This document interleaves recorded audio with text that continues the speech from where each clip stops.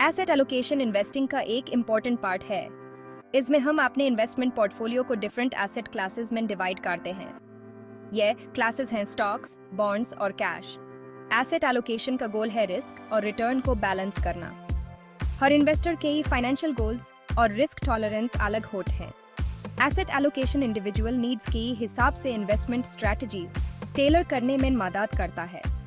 एक well diversified portfolio investors को उनके फाइनेंशियल गोल्स अचीव करने में हेल्प कर सकता है। याद रखना इम्पोर्टेंट है कि एसेट एलोकेशन कोई एक बार का काम नहीं है। रेगुलर पोर्टफोलियो रिव्यू और रिबैलेंसिंग डिजायर्ड एसेट एलोकेशन को मेंटेन रखने के लिए इम्पोर्टेंट है।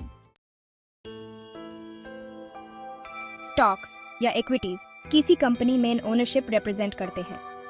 स्टॉक्स में इन्वेस्ट करने से हाई रिटर्न्स का पोटेंशियल होता है, लेकिन इनमें रिस्क और वॉलेटिलिटी भी ज्यादा होती है।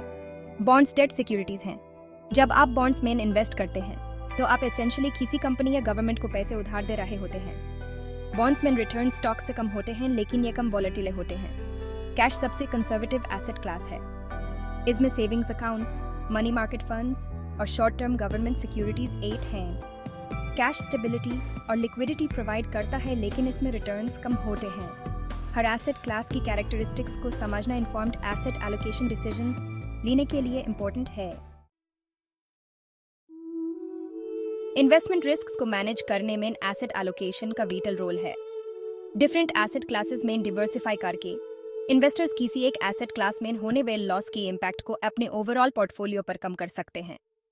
अपने फाइनेंशियल गोल्स के साथ अपने एसेट एलोकेशन को अलाइन करना क्रूशल है।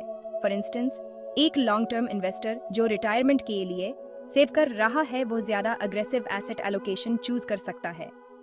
इसका मतलब है कि पोटेंशियल ग्रोथ के लिए स्टॉक्स में ज्यादा एलोकेशन। इसके ऑपोजिट, एक इन्वेस्टर जो शॉर्ट टर्म गोल के लिए सेव कर रहा है, जैसे कि घर के लिए डाउन पेमेंट, वो ज्यादा कंजर्वेटिव अप्रोच चूज कर सकता है जिसमें बॉन्ड्स और कैश में ज्यादा एलोकेशन हो। एक well defined asset allocation strategy investors को रैशनल इन्वेस्टमेंट डिसीजंस लेने और इमोशनल बायसेस से बचने में हेल्प कर सकती है। सेक्शन 4, एसेट एलोकेशन क्यों प्रभावित करने वेल फैक्टर्स। कई फैक्टर्स एसेट एलोकेशन डिसीजंस को इन्फ्लुएंस करते हैं। एक क्रूशियल फैक्टर है इन्वेस्टर की रिस्क टॉलरेंस। रिस्क टॉलरेंस का मतलब है कि एक इंडिविजुअल में इन्वेस्टमेंट लॉसेस को हैंडल करने की कितनी कैपेसिटी और विलिंगनेस है।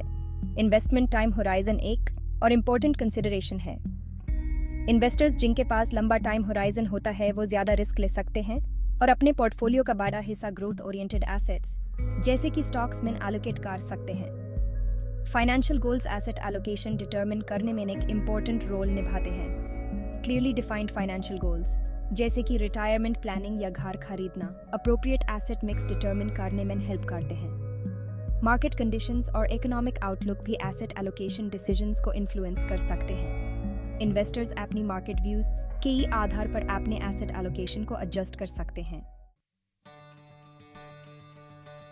डिजायर्ड एसेट एलोकेशन को टाइम के साथ मेंटेन रखने के लिए रेगुलर पोर्टफोलियो रिव्यू और रीबैलेंसिंग बहुत इंपॉर्टेंट है।